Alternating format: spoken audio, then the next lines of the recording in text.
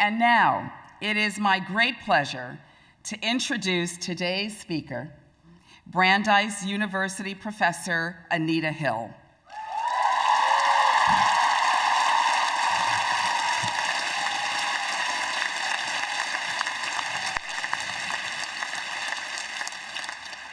It's been almost 3 decades since Professor Hill's testimony before an all-male U.S. Senate committee riveted the world. Many of you, including this year's graduates, had not been born yet. That she nonetheless emerged as this year's choice speaks to the ongoing influence of her voice those many years ago. When Anita Hill graduated from Yale Law School in 1980, she could not have imagined what the future held, nor the impact she would have. Today, she is widely seen as having paved the way for today's Me Too activism, and more broadly, how we think and talk about workplace harassment. Her incisive observation that I had a gender and he had a race encapsulates the long overdue awareness of how our identities are interwoven, what's known as intersectionality. Her courageous decision to speak truth to power still ripples through our culture. But to focus on this single historic moment is to miss the larger lessons of Anita Hill's life. These lie to either side of history, the before and the after. Professor Hill did not choose to be a public figure, nor did she want to. She had sought to put a painful past behind her. She valued her privacy, a peaceful life, job security, and safety. Yet these were not her only values, nor in the end, those that won out. When called on to speak out for the greater good, she chose truth and public service. Because of what's transpired in 1991, Anita Hill is now a household name forever linked in the public mind to a man she took great pains to distance herself from. And this isn't fair. It shouldn't have happened, and yet it did. And in this unfolding, we see the human condition. So much of life is beyond our control.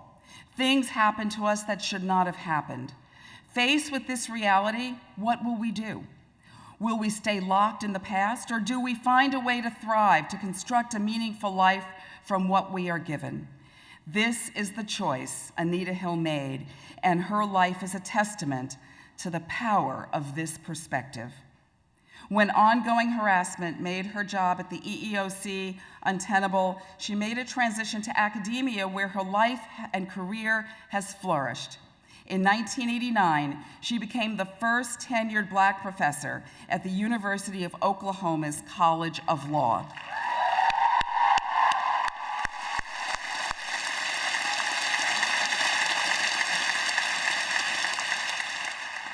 Today, she holds a prestigious appointment at Brandeis University, where she is the University Professor of Social Policy, Law, and Women and Gender and Sexuality Studies, and teaches courses on gender, race, social policy, and legal history. Throughout, she has sought, and here I quote, to help people find their voices to talk about the issues that keep them from living their lives fully and as equals. Never has this mission mattered more. In addition to her acclaimed memoir, Speaking Truth to Power, Professor Hill is the author of the 2011 book, Reimagining Equality, Stories of Gender, Race, and Finding Home, and numerous articles. Among her many awards and honors, I'm proud to say that she has served as a visiting scholar at Wellesley from 2007 to 2008, affiliated with our Newhouse Center for the Humanities and the Wellesley Centers for Women. In Speaking Truth to Power, Professor Hill talks of how she drew strength from these famous words of Eleanor Roosevelt, long displayed on her office door. You gain strength, courage, and confidence by every experience in which you really stop to look fear in the face. You must do the thing you think you cannot do. Through her, we have seen what it looks like to live this exhortation, And now, please join me in welcoming Professor Anita Hill.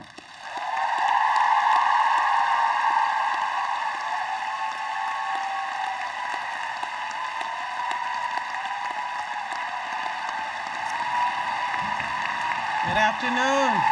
Or is it good afternoon? It's still morning. Good morning. Thank you, thank you, thank you.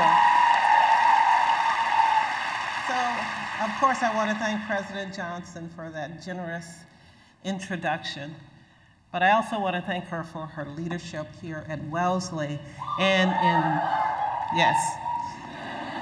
in the higher education community at large. We are so grateful that she took on the role of president of Wellesley College 3 years ago.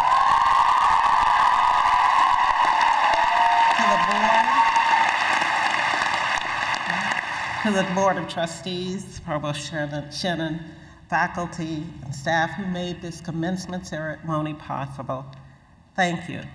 And also accept my thanks for warmly welcoming me to your campus community. I have been here, I feel like I've been here for days now, but only for a few hours. And I feel like I'm a part of this. But of course, my big thank you goes to the graduating class. I am humbled by your decision to invite me to be your commencement speaker. So thank you for that. And I will just say this. I proudly accept the privilege of addressing the extraordinary Wellesley College Class of 2019.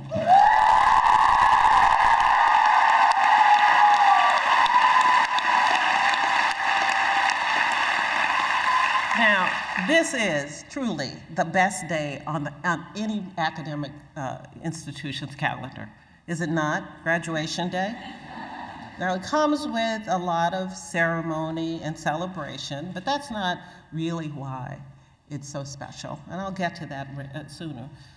But a close second is the day you step foot on this campus. Most of you will remember it.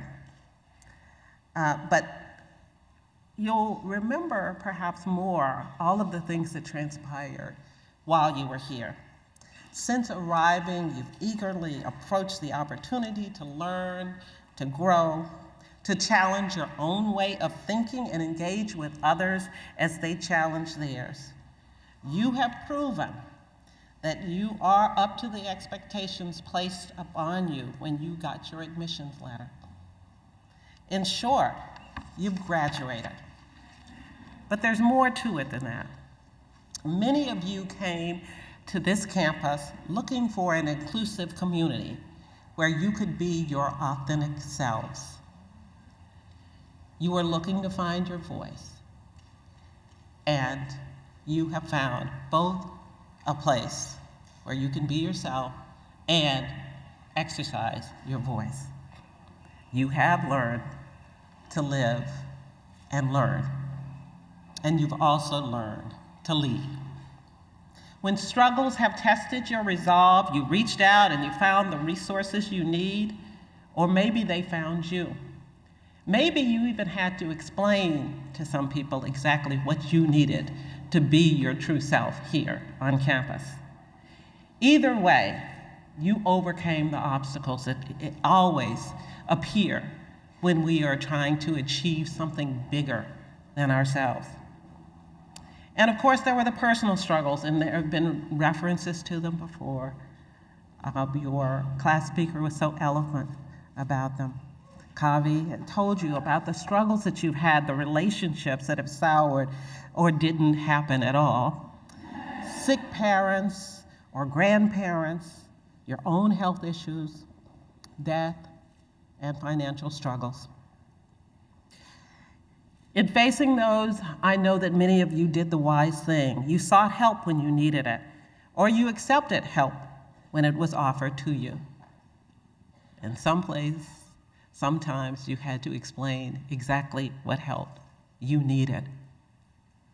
But that came from knowing who you are, knowing yourself, and knowing your value. And very importantly, you gave help to others when they needed help. So before I go on, I just want you to do this for me. I always like to start with thank yous, and so I want to give you the chance to say thank you. To your classmates and to yourselves, give a hand.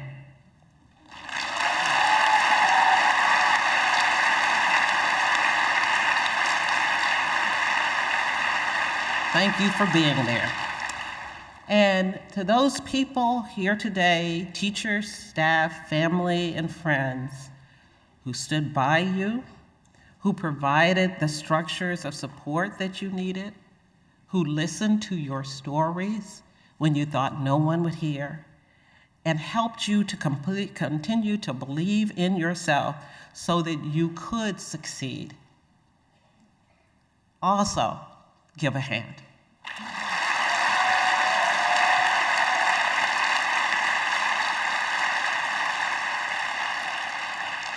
You will take away from Wellesley many lessons. Be sure that you take with you a real appreciation for what you have experienced here. A real appreciation for the value of being an active member of a supportive community. Please remember, as you leave, to pass this on, pass it forward wherever you go. But also remember to give back so that future students can enjoy an even better experience than the one that you've had. Today, you may be a little uneasy, because this is a transition period. The fascinating and fantastic adventure that you have had here is about to come to an end. And the world that you're going out into is uncertain, at best.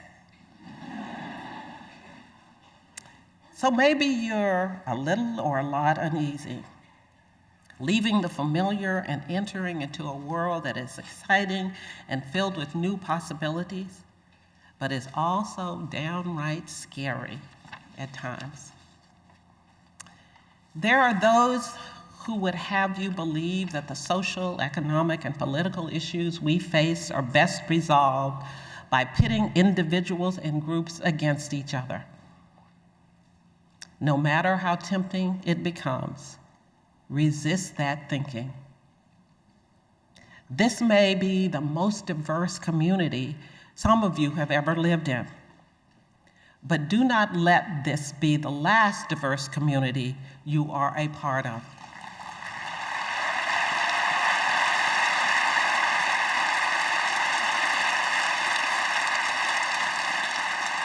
Even as we've seen hate crimes rise, more hate is not the answer. No matter where you live or work, or go to school, for those of you who are continuing your education, you can always make the choice to engage in inclusion. It is a choice that you have, and it is one that I urge. Just as you must reject isolationism, you must also resist cynicism in these troubling times. Taking stock of the world today, I know that you are going to sometimes be disheartened. In my work, I get discouraged. But when I take the long view, I see not only how far we have to go, I also see how far we've come. I never believed that the status quo is inevitable, and you shouldn't either. Nor should you believe that we have to go back to an even more regressive time. We can move forward, and we will. So typically, for people, when we talk about the long view, It means not focusing on the present and keeping long-term goals in sight.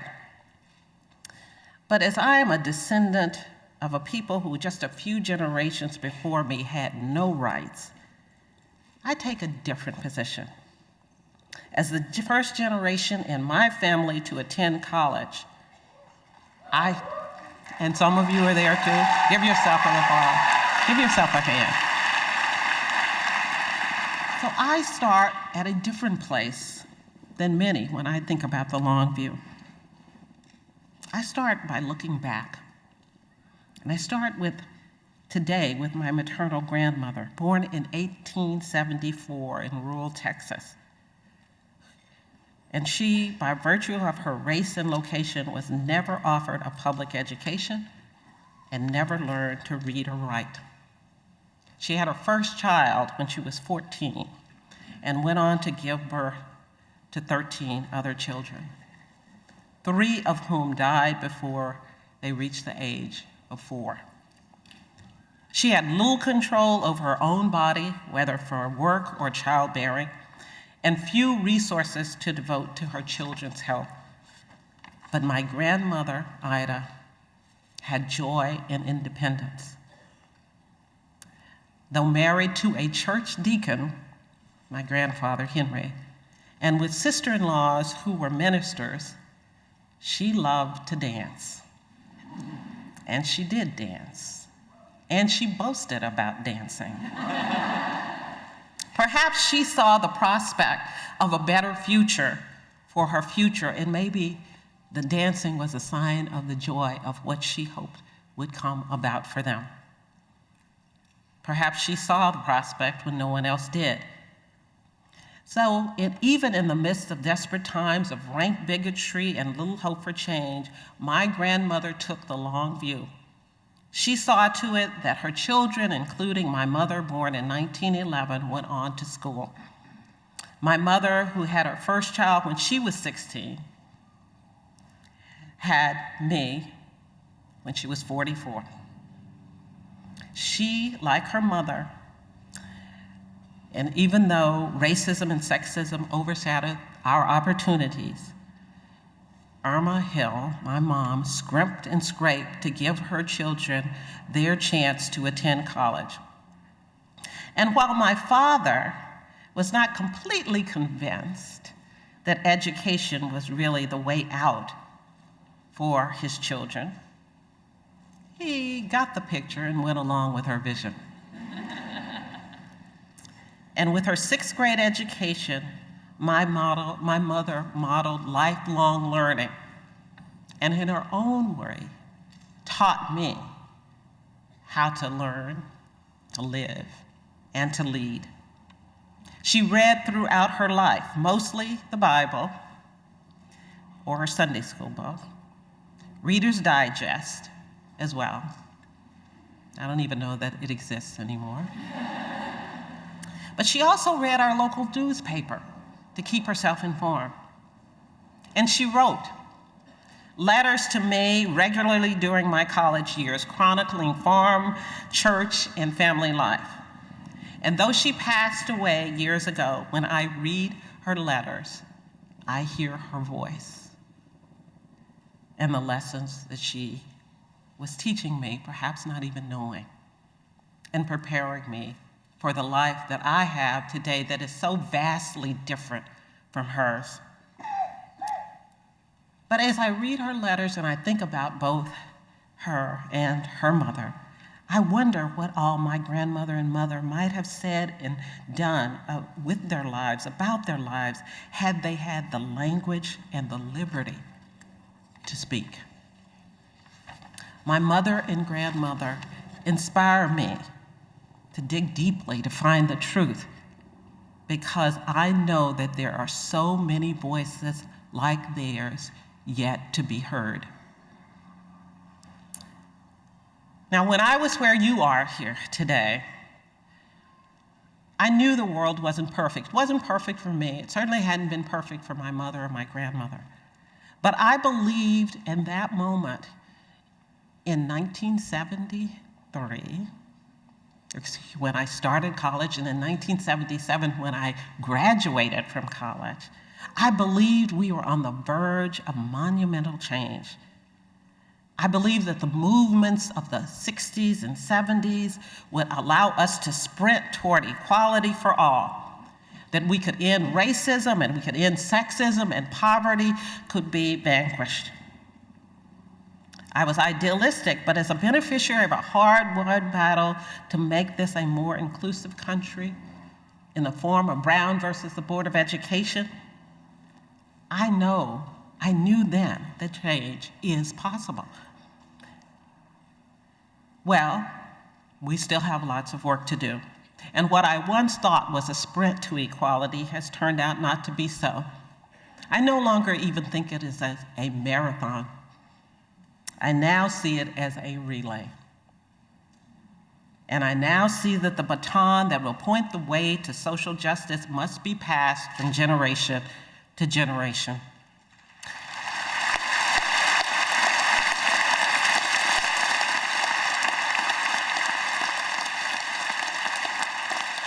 And it must continue no matter how long it takes us to reach our goal.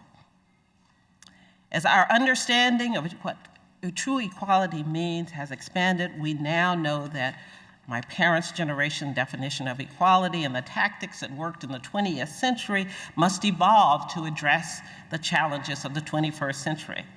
By necessity and through knowledge, the categories that we once thought were set have expanded. Discrimination based on race, gender, and poverty was something that we thought those were our touch points. And now we know that we must address discrimination based on gender, sexual identity, race, disability, class, age, and religion. Because what we know is that inequalities are complex and they are entrenched, maybe much more than we had imagined. We need new thinking. And where gender violence is concerned, the challenges are immense. I cannot sugarcoat it. The numbers speak for themselves. The National Institutes of Health have noted that since college entry, 22% of students report experiencing at least one incident of sexual assault. Women and non-binary students reported the highest rates, 28% and 38% respectively. Although men experience less, men experience 12.5% of men also report sexual assault. Now, if these figures were attached to any other condition, we would all hear our government saying, this is a public crisis. But we must call it for what it is, a public crisis that needs to be addressed.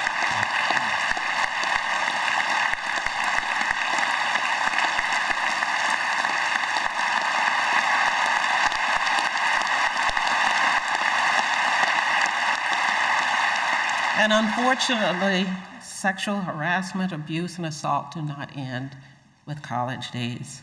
A recent anonymous Department of Defense survey revealed that between 2016 and 2018, sexual harassment and assault in our military rose by 38%. And according to the Equal Employment Opportunity Commission, in 2018, charges alleging sexual harassment increased by more than 12% from fiscal year 2017. And maybe the rise can be attributed to the fact that more people are coming forward.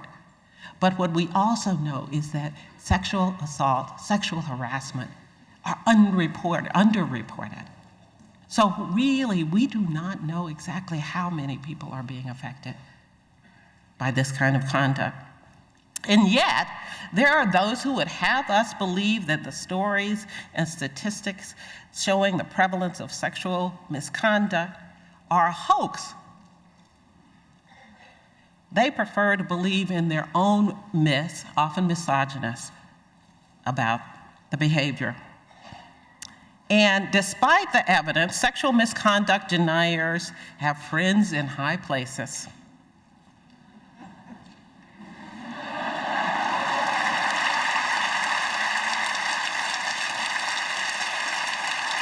But not just that place. One high-profile pundit criticized campus assault policies as the invention of progressive feminists to promote victimhood as a coveted status.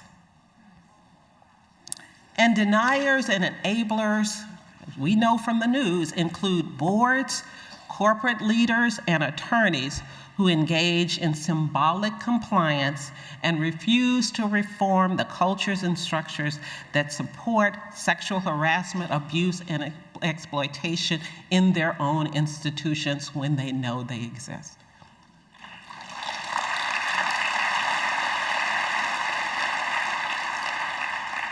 So the problem is not just the behavior, it's the enabling that goes along with it. But we are fortunate. We outnumber them.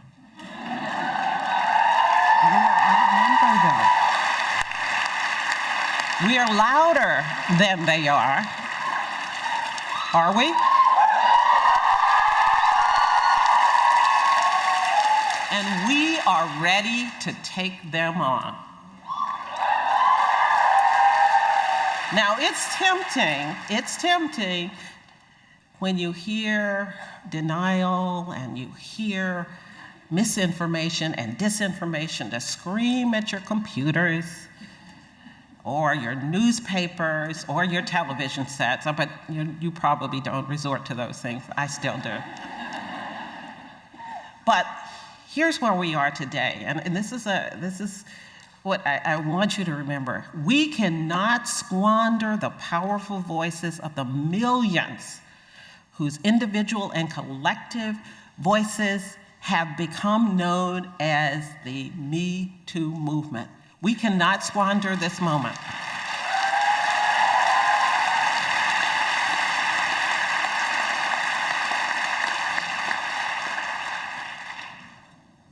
We must use the energy and the awareness that they have raised by bravely sharing their stories and laying to rest the lie that sexual misconduct is efficient.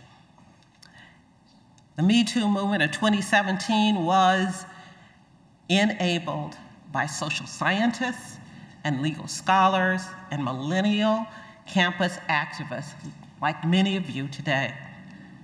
It was birthed by Tarana Burke in 2006. It has been supported. It didn't just happen by itself. It happened as a cultural eruption of work that has been done for decades, and much of it on our college campuses. You, the class of 2019, has benefited from Kimberly Crenshaw's work, educating us all about intersectionality. And because of that work, many in the Me Too movement were able to show that skin color, economic class, and gender and sexual identity can shape whether women are believed and how institutions respond to them when they are believed, and if they are believed. The Me Too movement engaged men in the campaign to end sexual violence by allowing them the space to talk about their own sexual abuse and forcing all of us to abandon noxious and dangerous notions about masculinity that serve no one.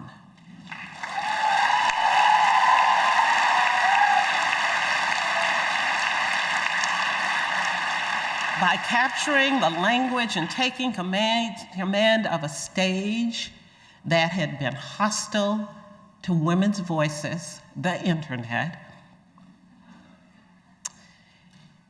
the movement allowed an unprecedented public conversation to happen.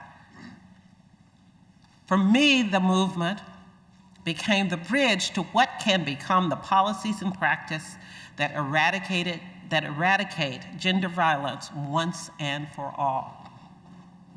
But our leaders must engage and respond by passing laws to protect against it and to prevent it from happening. And yes, for those of you who are attorneys out there, yes, we can pass the laws to protect victims and allow victims to become survivors. We can pass the laws to protect victims without violating the rights of the accused, and we will and we must.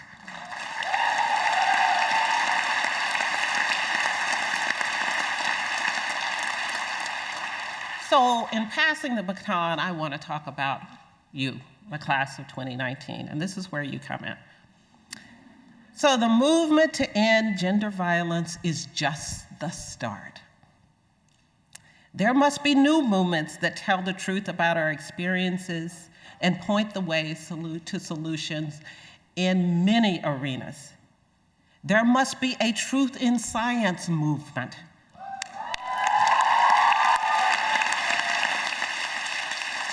Your generation of scientists must bridge the science divide that excludes the participation of people based on their marginalized identities. Professor Evelyn Hammond has called it out as one of the greatest threats to equality that we face today, the science divide.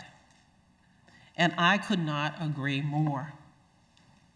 But I also look out and I see in the faces of the scientists, those of you who are graduating with a degree in science, and those who are moving on to gain other degrees.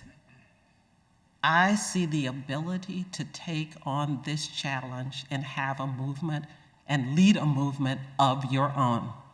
Are you up for it?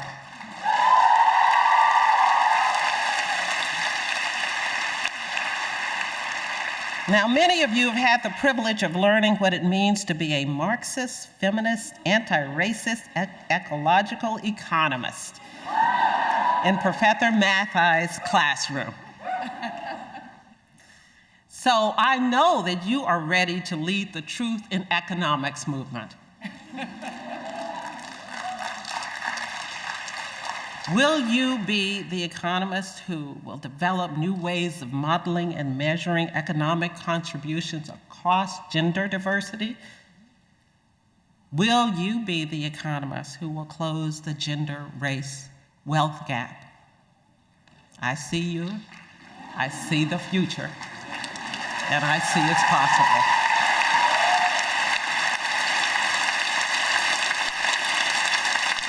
A truth in psychology movement, and psychology was my major, so I want you here, could shine a light on the need for healing individuals and fixing institutions.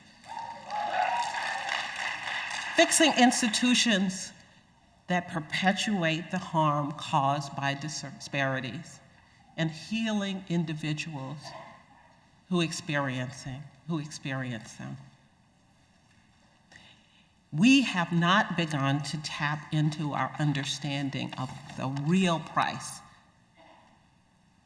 of disparities and disadvantage in our country.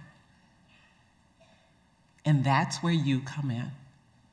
So my psychologists, my fellow psychologists in the room, thank you for what you're going to do in the future. So, I also know that we have got to do more than use the language and the ideas that we have had enjoyed for the last 10, 15 years, and you have been schooled under. I know that we need new platforms.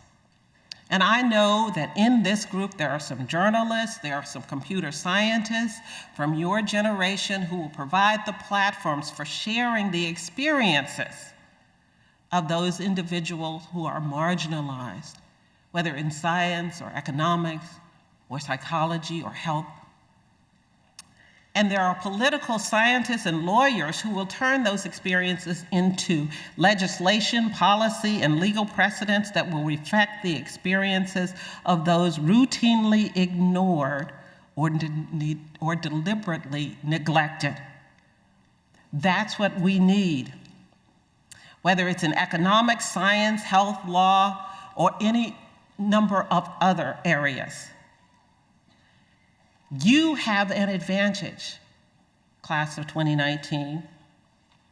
You have been schooled in queer, feminist, critical race, and intersectional studies and theories.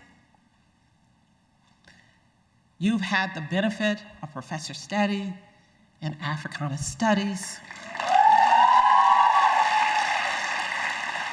You have the new way of thinking that we need, that the world needs. And I'm sure as Wellesley graduates, you have your own ideas about movements that you want to lead.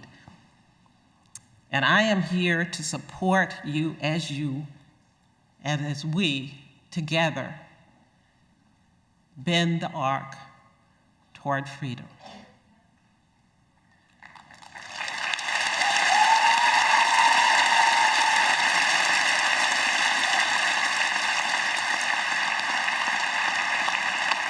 That's what it means to pass the baton along.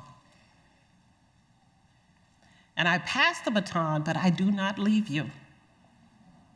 In closing, I would just say that I'm here because in 1991, under the glare of intense political scrutiny and media scrutiny, I shared more of the whole of what it's like to be a woman, to be Black, and to be a Black woman facing sexual harassment than anyone had done before.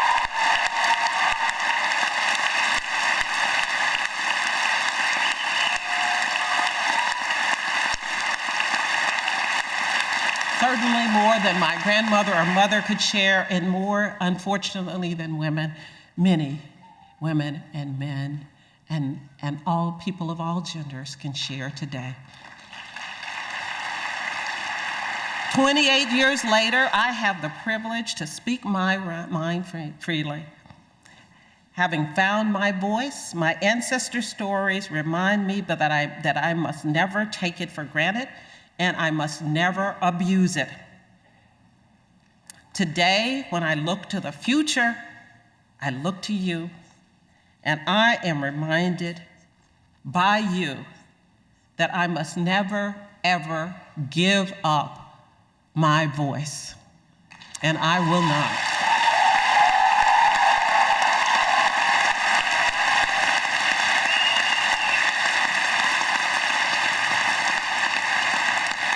So class of 2019,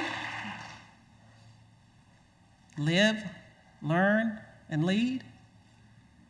You've lived, you learned. Yeah? Are you ready to lead? Yes, you are. And I believe you will, and I look forward to seeing where you will take us in the future. Thank you.